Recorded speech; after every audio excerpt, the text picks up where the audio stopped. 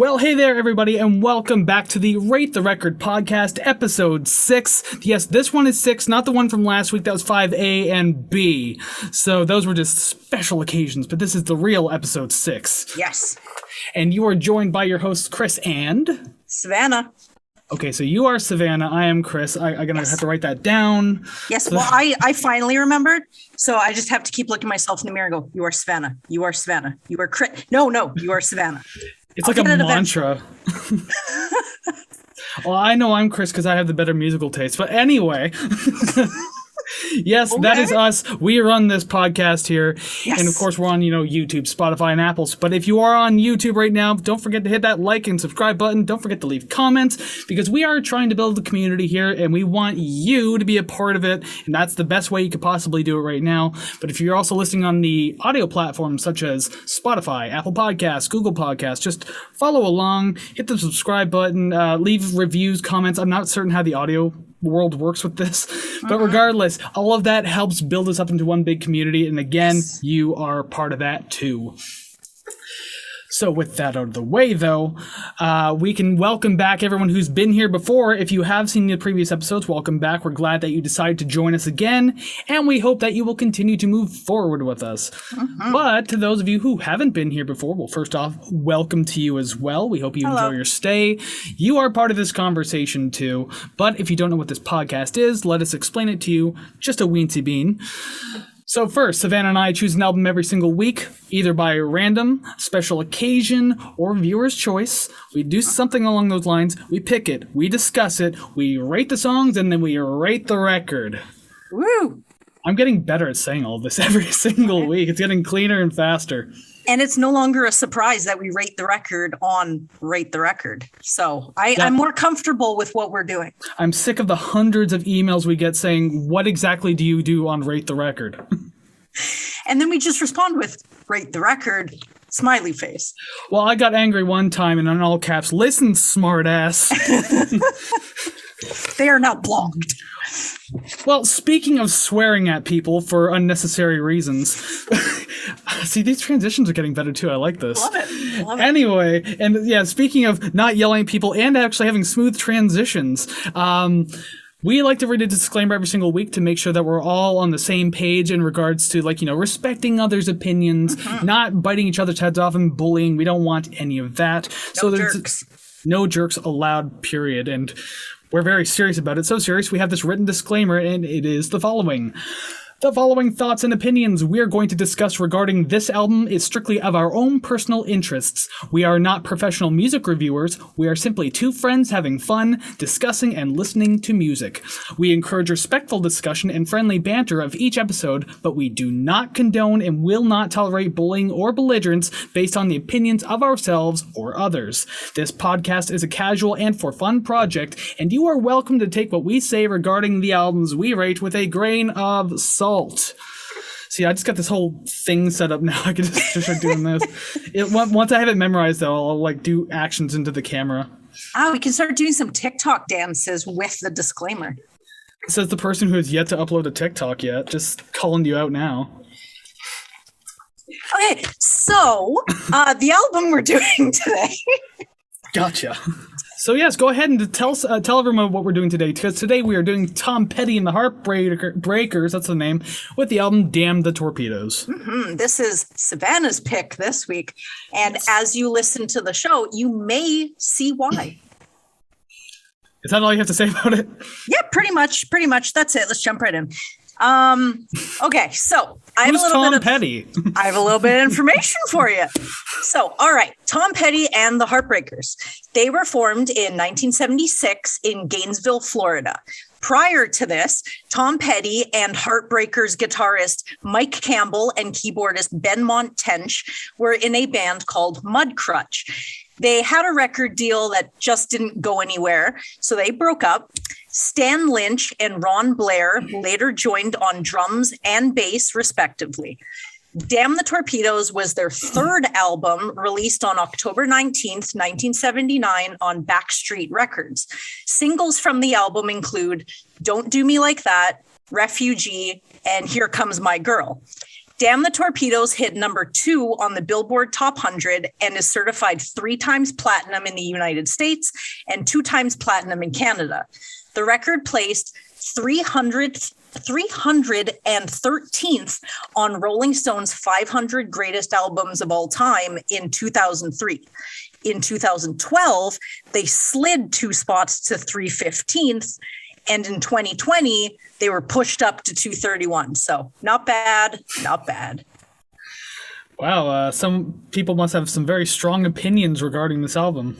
In the last, 8 years, they really did. Or all the other ones just were terrible, so... Well, maybe today our review of this album will either make it go a little high or tank it a little bit. But we will see going forward, talking about Tom Petty and the Heartbreakers and Damn the Torpedoes. Okay, so why don't we discuss the songs then? Because there's not many on this album. So if you watched last week, 17 tracks, the Red Hot Chili Peppers, and 13 for Nirvana. So realistically, 30 songs in one day. That was a very long day of reviewing. But yes, this one's... has 9. Yeah, this one's way more short and sweet, to the point, easier to listen to. Oh, yeah. Okay, so, first song, speaking of one of the singles, Refugee. So, what do you think about Refugee? Well, just a spoiler, I've always loved this song, so it is not the worst. There's something about the guitar tone in this song that just... I don't know what it does to my brain, but it just makes me feel good. And it also might be the analog sound of it. It's very sort of scratchy and old, I guess. I don't really know how to pinpoint it, but it doesn't sound like it was recorded straight to a compact disc. So I really like that part of it. And I don't know. I don't know if I really, really like it or if it's just exposure therapy because I've heard it so many times. Yeah. I guess going back for a second on the note about like the way it sounds with the analog and the production, I usually kind of make this note right at the top of every review, if it really needs to stand out. But yes, the production is solid on this entire album. It sounds very clean. It's that old analog feel. I don't know if it's scratchy because it actually sounds really clean and smooth. Yeah. It's hard to describe. Just kind of this very smooth style of production, very clean all throughout. I don't know. I'm not really good with the analog side of things because I'm very much a digital producer, so that's me. Well, the co-producer was Jimmy Iovine, so it's probably contributed to the sound. He's pretty notorious, although I can't tell you what else he's done. Oh, okay. Perfect. I didn't write that down. There's Google. But, this album was released in 79, right?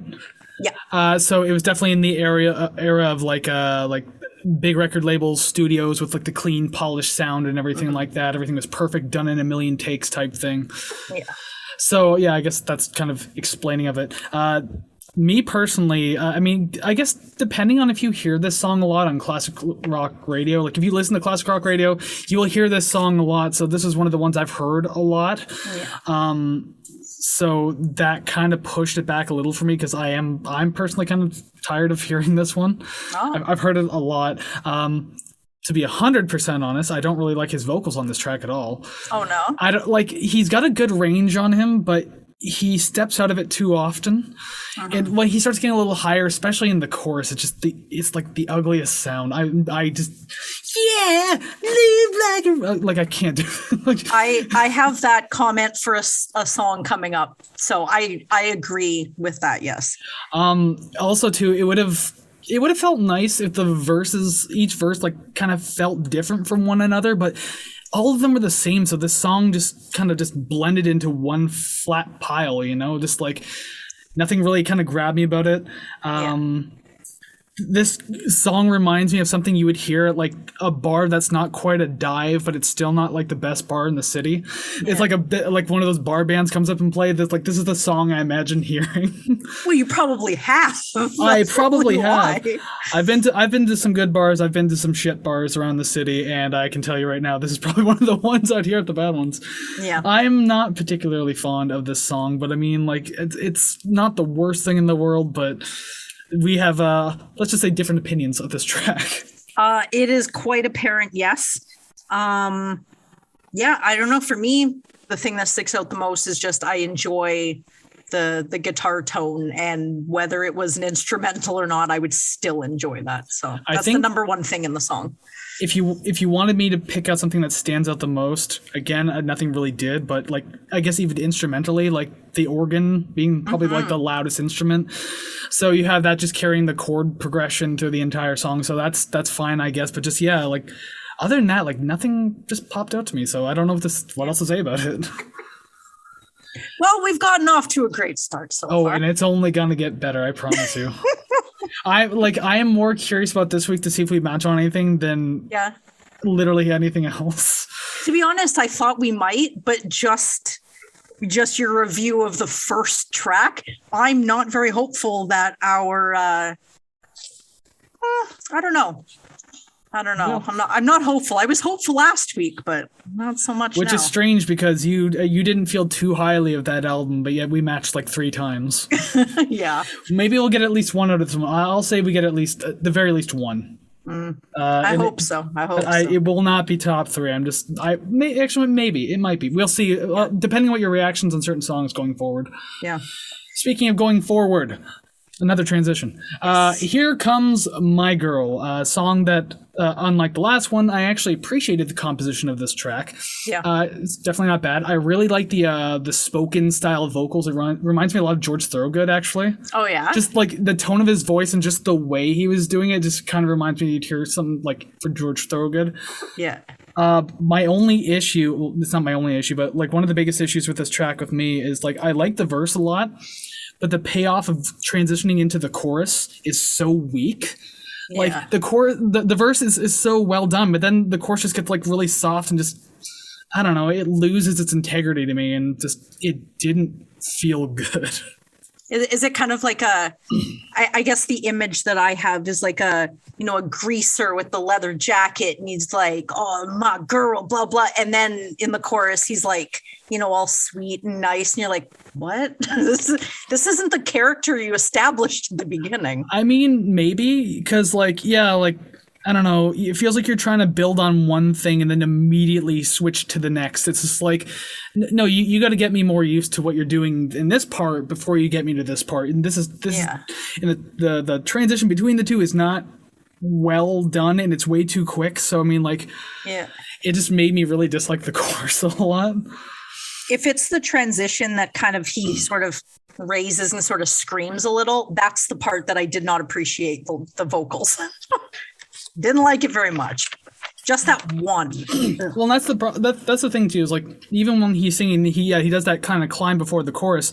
You didn't have to jump off that cliff. You could have done something on top of that cliff, but no, he just like swan dives off that cliff into a big soft pool of flowers and stuff.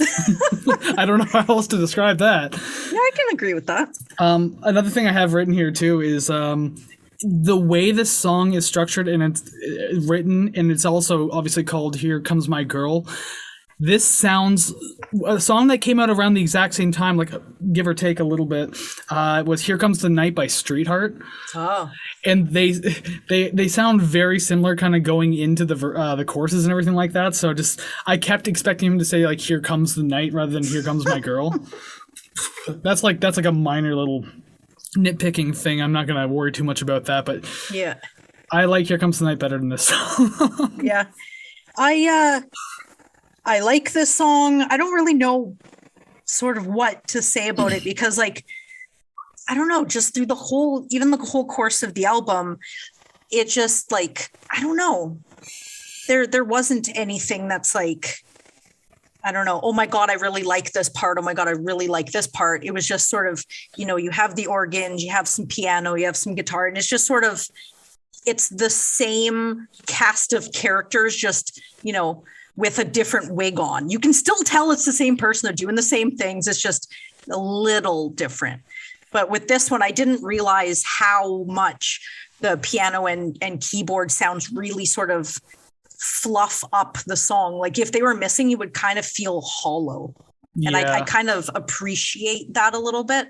So Yeah, I think you'll find that with like a lot of tracks, like not even just on this album, but in general, like there's always one instrument that really makes the album. yeah. If you took it away, it just sounds like crap. And I know a lot of people say that about bass, but you're never gonna have an album without a bass guitar. That's just kind of weird. Yeah.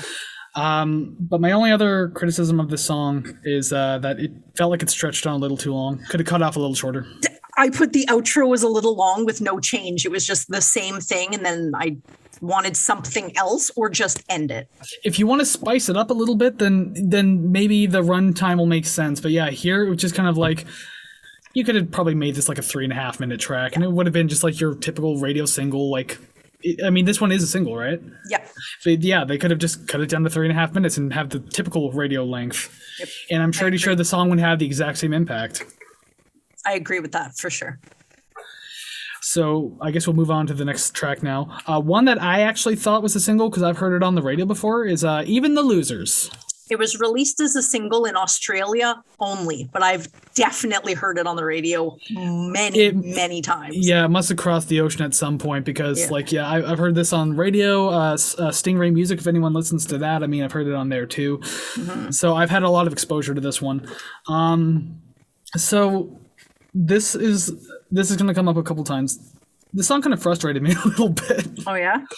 So the beginning of it, I was getting intrigued because it was like this weird percussive strumming, almost industrial sounding opening. Something was really different about it. I was like, okay, what are you doing with this track? And then suddenly it just drops out of nowhere at the 20-second mark. Yeah. And just, here comes the same thing you've heard twice already. Yeah. This song, I'm just like, no.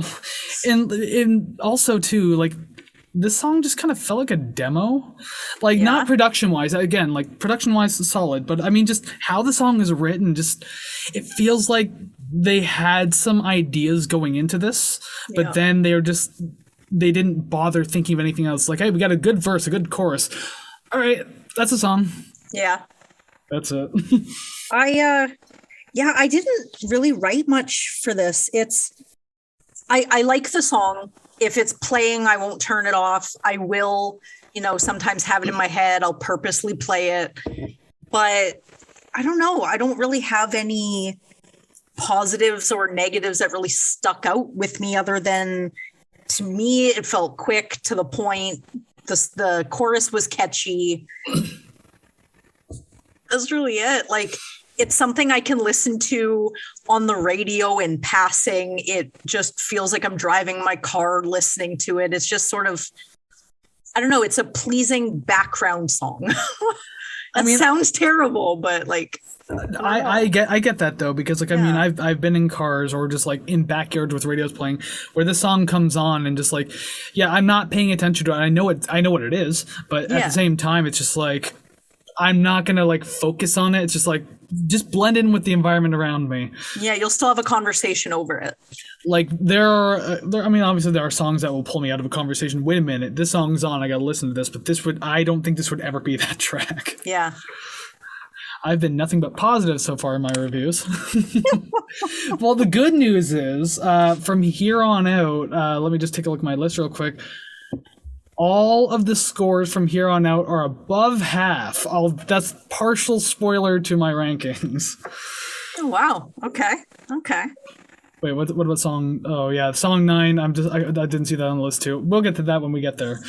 We're almost there already. This is a very quick album. This is gonna be we're like halfway. This is gonna be a very short episode.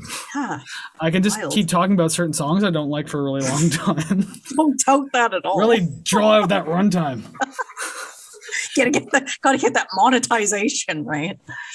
All right, so track number 4, Shadow of a Doubt, and I believe in parentheses, I don't have it written down, but it was A Complex Kid. Yes. So definitely more energy coming into this one.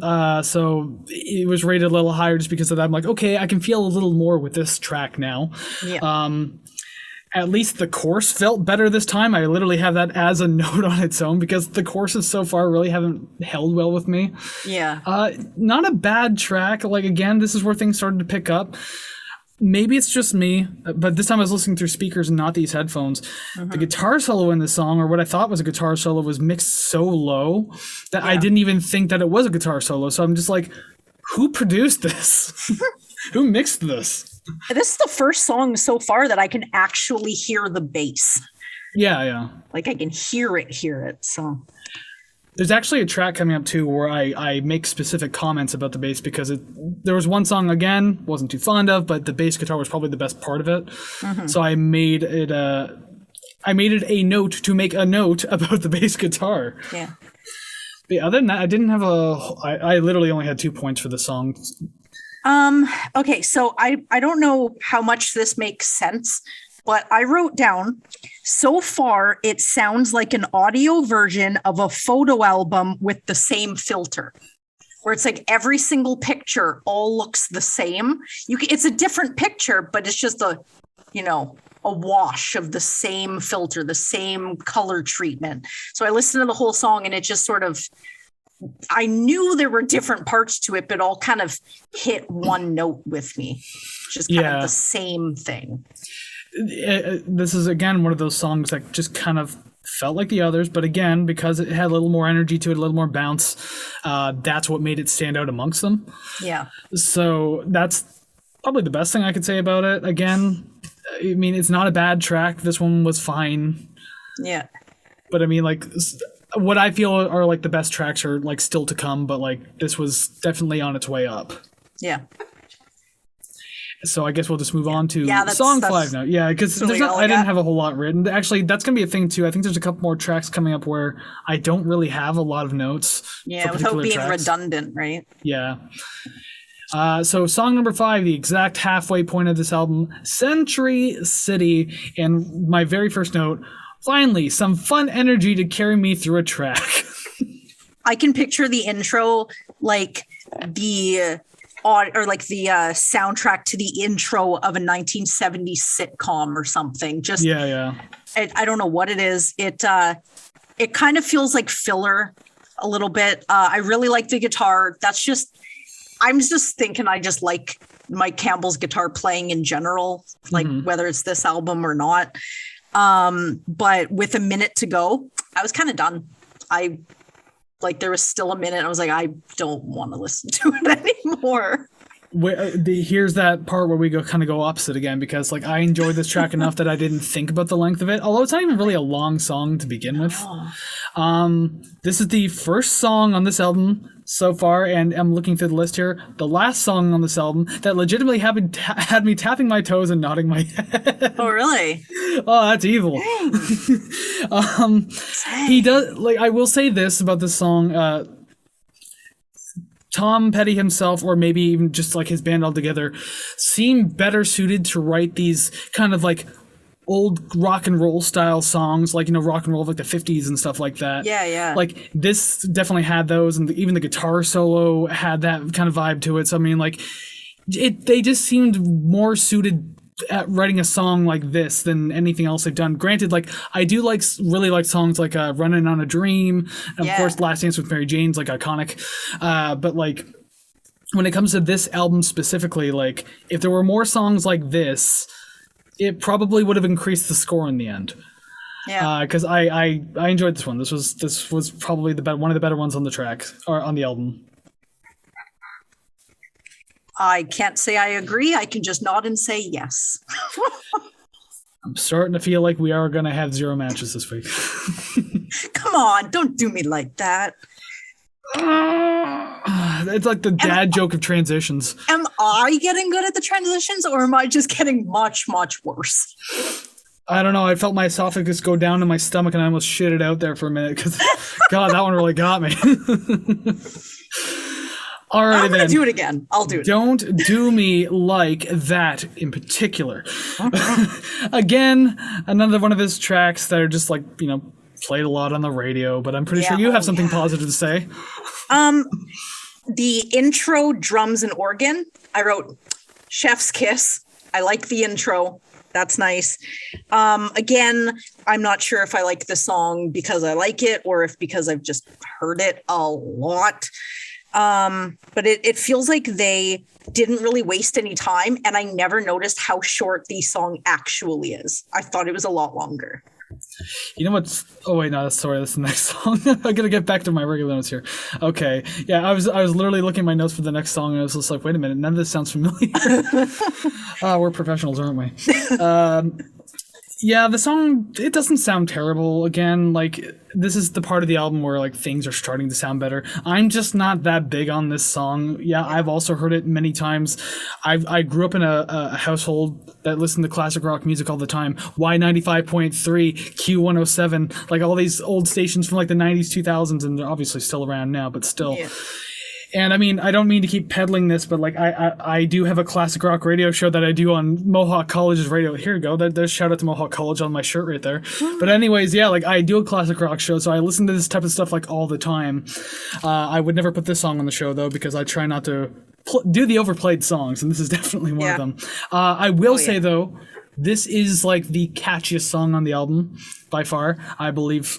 At least. The ending felt super abrupt, though. Like, I know it's a really short runtime, but I mean, it's like, did they forget to write an ending? It just kind of, it went, and he's just like, and then it fades out super quick. I'm like, did they mess up the last part of the track and just scrap it? Like, what happened here? They ran out of studio time. They're like, all right, that's it. That's a wrap. We're done. But we still got like 3 more songs to go. It's like, shut up, you're not Bob Dylan. There was actually, I don't remember what. Thank God he's not. I don't remember what song it was, but he was doing a pretty heavy Bob Dylan impression. I don't think it was intentional, but he was like, and I was like, stop. Well, they were in the Traveling Wilburys together, so. Yeah. That was. Yeah. He probably picked up some of that twang and slang. Oh, Lord. All right, so. Yeah, I got nothing else. Yeah, song number 7, You Tell Me. Well, you tell me what you think of this. There's your transition. So, the beginning of this song, I started singing Sheryl Crow's My Favorite Mistake. Definitely reminded me of it. Came far after this song. This one, to me, sort of sounded like a demo. I'm still on the fence whether I like it or not. And why is it so long? Oh my God. Verbatim in my notes. I do have a note about the length of the track.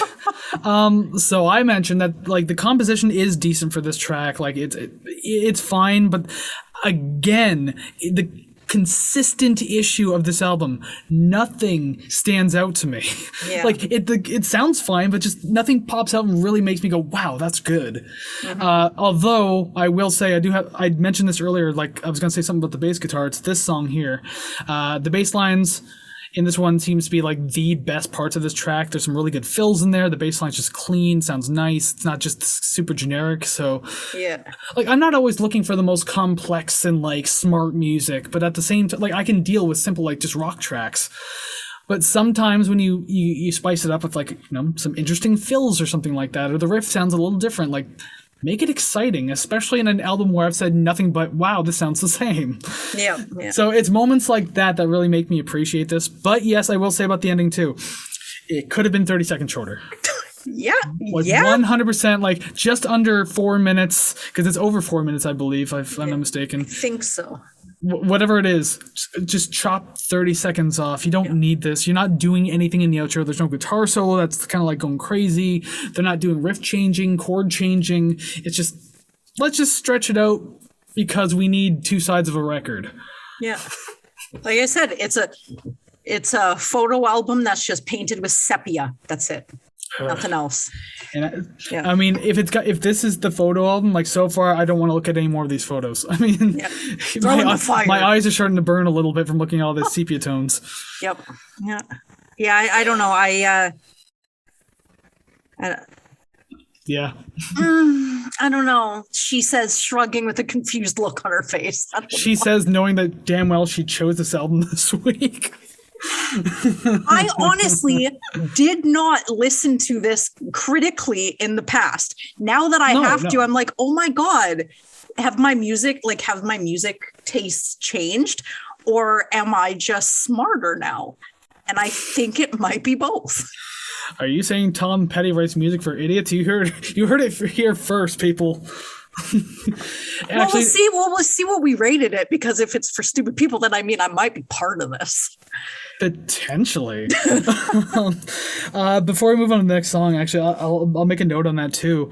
How you mentioned you've had to listen to this critically for like the first time. You never used to, and no one really does that with albums. Like if you like what you're hearing, you'll just listen to it. You'll enjoy it, and you know the parts you like, so that's why you're so in love with an album. Not giving a spoiler to our future schedule, but I listened to a few of the albums I've chosen down the road. Just like, do I really feel like super good about this one? One of them was like iffy, but then the other two were like, hey, you know what? This still stands. And even critically, it still stands. So, I mean, yeah, the one that was iffy, though, that's going to be interesting to eventually hop into. Exciting. If I ever remember to tell people what it is when the episode comes up, then I'll mention it. If not, which 98% guaranteed I will forget to mention it. Yeah. We'll figure it out when we do it. Someone leave a comment and tell me to remind myself to tell all of you, and then I'll forget what I was even talking about in the first place. I'm going to listen to this going, I still don't know. Still have no idea. All right. Well, speaking of iffy things, the question I asked myself about this album when I was listening to it, what are you doing in my life? This is so bad. I can see this song being played in a barn while people are line dancing in front of them. Yeah. I guess I can see that kind of thing. I'm just trying to picture it. Yeah. I think I mentioned this to you off camera. I don't think I said this on camera, but I'll say it now since we're getting pretty close to the end. Because I have a note here that says, sure, the energy picked up again a little more into this one. But this whole album has mostly felt like a bland drive down a straight road. And that, like, listening to this song brought that thought back into my head. So I am sorry to destroy your nostalgia here, but I mean, just not having a very good time. For me, I feel like my nostalgia kind of ended a couple songs ago. So, I mean, no offense taken there. I like the slide guitar, blues influence, the very, I don't know, again, I might just really like him as a guitar player in general. But it's kind of like what is Even the Losers, where it'll play on the radio, I hear it in the background, and I just sort of, keep doing my thing, or turn it on when I'm doing housework. Yeah, it's there, but I don't care. But I care enough to not turn it off, but I don't care to party along to it or anything like that. Yeah, maybe mouth the chorus a little bit, and that's yeah. When the hook comes around, then maybe like. Fine. Yeah. Actually, that's I unintentionally did this. This segues perfectly into my next point, actually, because I mentioned this straight up. I don't hate this song or anything, but again, like I made this kind of analogy here, and I think this is perfect. If you want to catch me, at least put a worm on the hook. Because I mean, like, so far, this whole album has been like baiting me, but I see it's just a hook, so I'm not going to go bite it. Yeah. I need a worm to bite onto, and so far, this whole album is forgetting to put a worm on the hook. Yeah. And this song was no different. Yeah. I'm gonna have to like write that down or something. I like it. That's actually pretty clever. I like that. Like, I don't like it in this context, but I like it in general. Well, at least that wasn't one of your nostalgic songs. I appreciate that. We're way past that, thank God. Even though I talk shit on Refugee. Moving on. Yeah, I don't know. It's just one of the songs. Mm-hmm. It's really it. Well, we are on one of the songs that happens to be the last song now. Louisiana Rain. I'm just so done with this album, I can't even speak properly. Okay, the first note I have, besides literally no reason at all, what was with those 5 seconds of like weird dead note strumming banjo in the beginning? Yeah, I didn't know what was happening. I had to check Spotify and make sure I didn't hit next or hit a wrong song.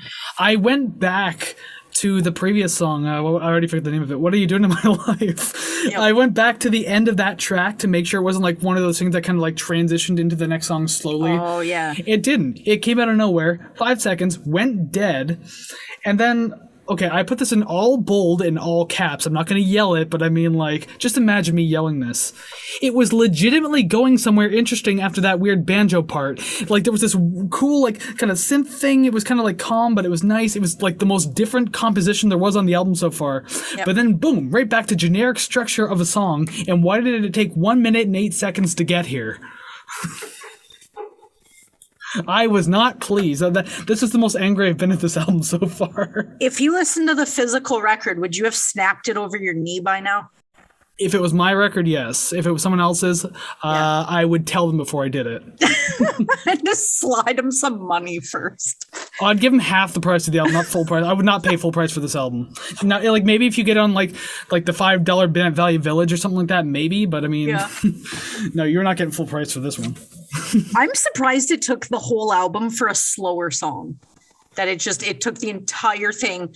Last one, slower anyways, definitely wasn't a ballad. But it felt like that going into the verse though. Like I was like, oh, we're getting into like ballad territory. No, it wasn't ballady. It was kind of slower, which is kind of nice, but you could definitely tell you were, closing up shop. You're ready to finish. The album's done. And I could definitely see listening to it during a cross-country trip across America. Not me. It's like, well, it had that vibe to it where it's like you're listening to like American Heartland music, listening to John Mellencamp or, oh boy. So, yeah, exactly. So you listen to that where you're driving through, the Midwest. And that's kind of the vibe I got from this, driving across the United States. And I don't know, it was one of those, it's going to come up on the radio. I'm not changing it, but I'm going to listen to it the whole time. So I mentioned that this song sounds like a cacophony, if I'm using that word correctly, of other songs on this album. Like it's just a giant, pour it all into a pitcher and hit, mix on the blender there. That's kind of what this song was to me. Again, it sounds nice. There's, once again, a hook with no worm on it. Yeah. And knowing that the fisherman was going home after this track was over, I guess I'm a happy fish that I got to live another day and not have to deal with this fisherman again. Yeah. I'm glad I didn't get reeled in by him. Because my very last note, this is like the most ominous and funny note I wrote as a final note on any album we've done so far. The song is nearly 6 minutes, ... Oh, yeah. Because I got to the end of the song, I was like, the song is nearly 6 minutes. And I kind of mean that in a bad way. So, I mean. I don't know. I don't think I even noticed that it started until it was like a minute and a half in. But then, you kind of had that little intro and all that other junk in it. Yeah. But yeah, it just sort of, I don't know. There wasn't any peaks and valleys. It was just sort of I don't know, a dying. A bland wave. drive down a flat road, just like I said? Yeah, kind of, huh? Dying wave pool. Oh, that's sad. I never used the word dying once. You did. Wave pool at the end of the day. Yeah, I suppose so. That was the thing with the ending of this song, too. I didn't even realize it ended until Refugee started playing again, the album looped. Oh. And I was just like, oh, what the hell? And I had to stop and everything was just so ironed down flat that I didn't realize there was an end to the track. I missed the quick fade out at the end. I was just like, what's happening? Oh yeah, definitely quick. I assumed it would have sort of tapered and, off into the distance, but that was it. Cut it off. Yeah. Well, speaking of cutting off, let's cut off the descriptions of this album now, because I feel like I've said a lot of nice things today. So obviously our scores and our album ranking are going to reflect this. Yeah. It's time to do the song rankings. Yeah.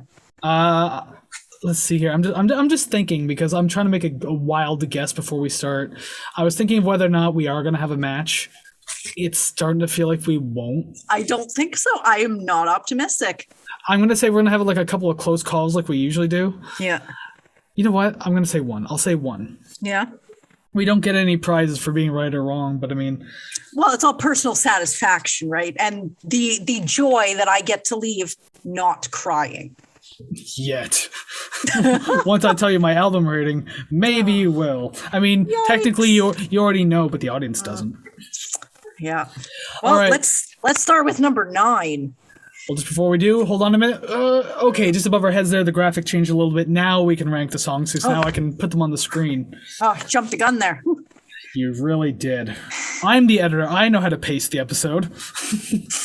All right, so song number 9. I mean, this shouldn't even be a secret, Refugee. You tell me.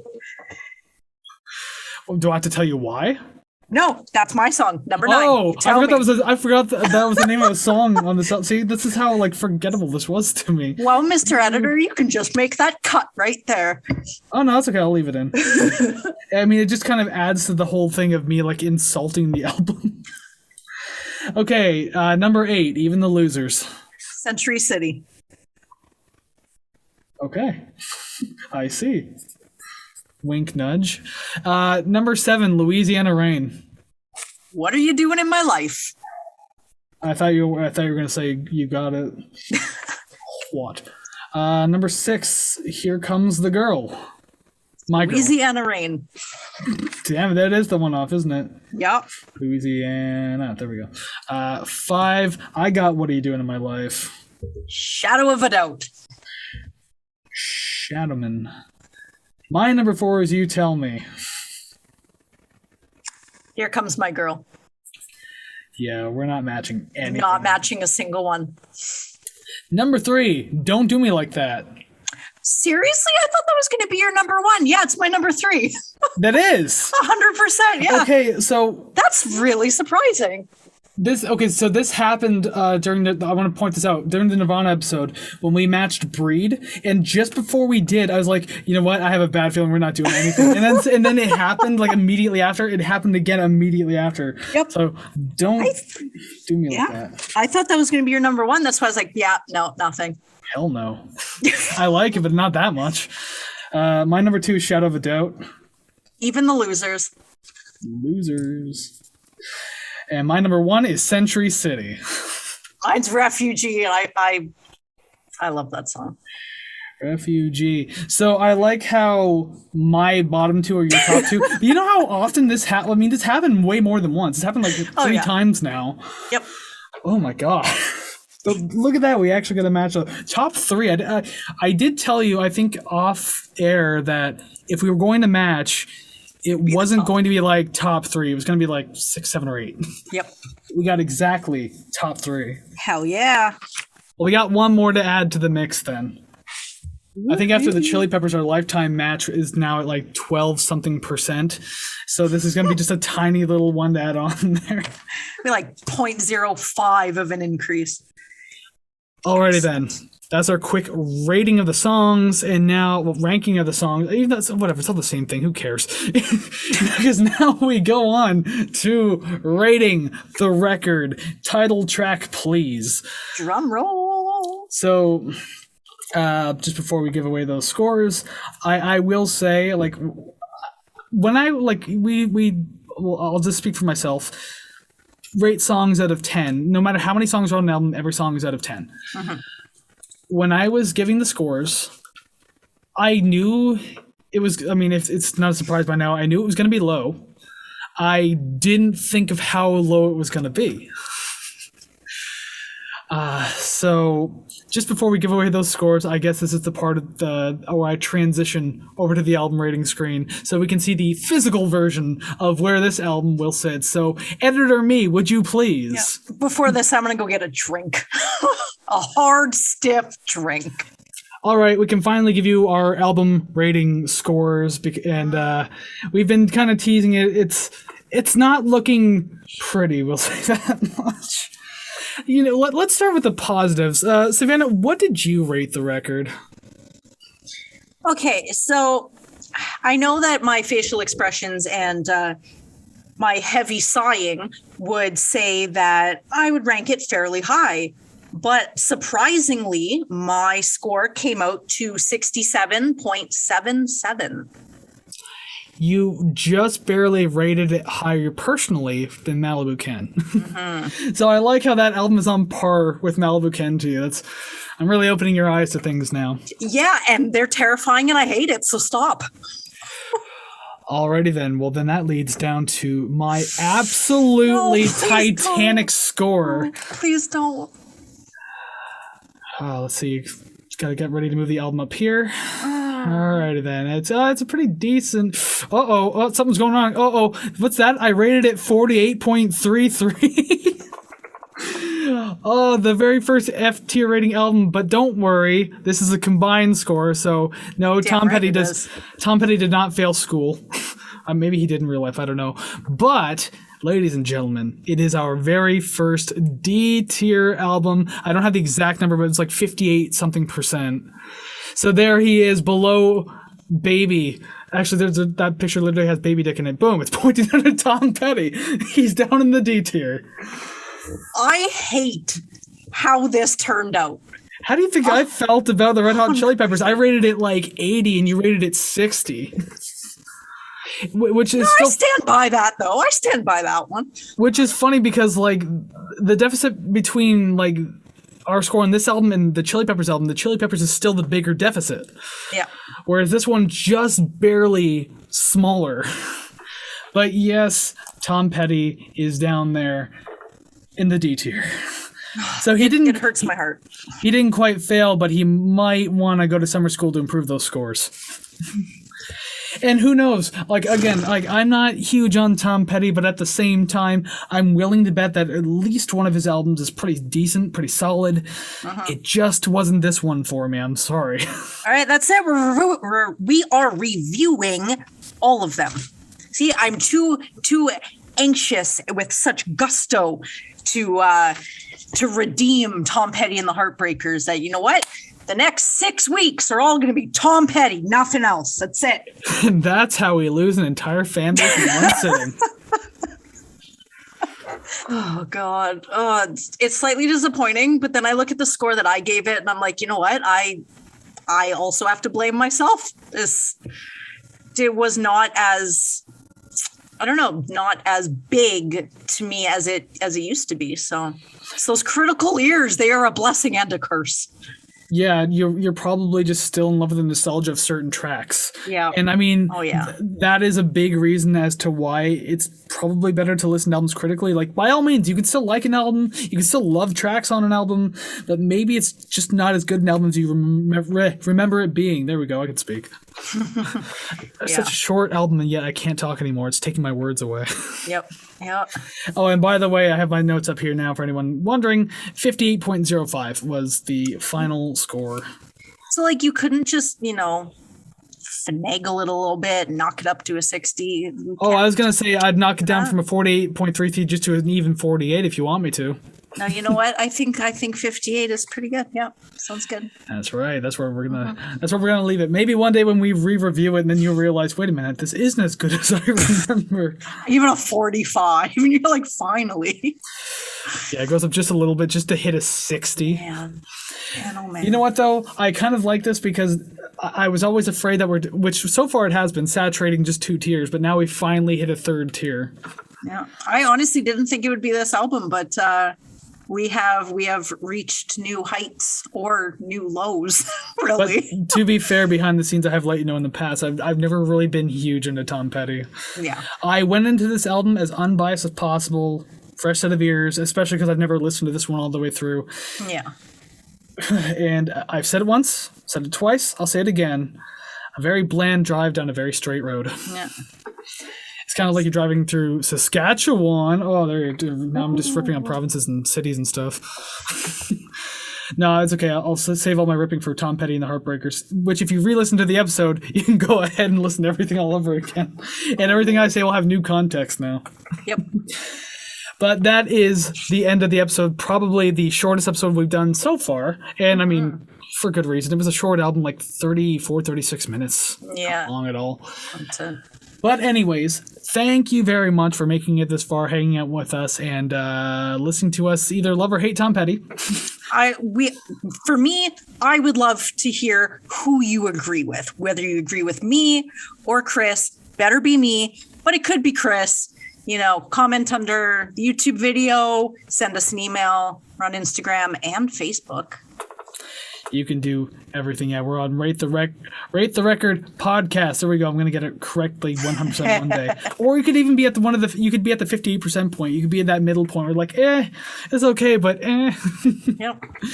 But yes, we are on Facebook. We are on Instagram. We're on TikTok, all at Rate the Record Podcast. Twitter is Rate the Record, but I might very well just rebrand that to Rate the Record Podcast. So if that doesn't work for you, just check our link tree, linktr.ee/Rate the Record, and it'll have the appropriate link in there for you.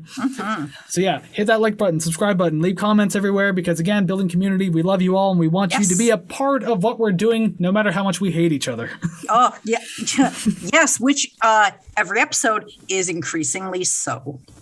I mean, the last two have been kind of a battlefield now. I have a feeling, though, we didn't really do this last week for this episode, but we're going to continue it on now, is giving a hint for the next episode. Ooh, la la la. So this one was not too kind on one end, but kind on the other, kind-ish. I think we're going to get back into the swing of things and get like closer to our scores next week. We have a band who isn't really around anymore, but a lead singer who's very well known throughout the music world in many different bands. I don't even want to say bands or songs that he's been like. I don't want to spoil it. I don't really know how to. It's a very weird band, but probably one of their most normal albums. We'll say that much. Oh, yeah? I don't really know how else to describe it without giving any sort of detail away. Yeah. But the prolific lead singer who's even done like voice and sound effects stuff in movies, including I Am Legend. Go ahead and look up that footnote. Maybe that'll give it away right there. But anyway, yeah, that's coming up next week. I have a feeling the score's going to be a lot better. Yeah. All right. Well, we'll see. We'll see. I have a good feeling. I think you're going to appreciate it. Anyways, yep, that's all we got all the time we have for this week. But you can come back same time, same place next week. Hell yeah. Join us for a brand new episode of Rate the Record. Until then, go listen to some awesome music, and we will see you next time. Bye-bye.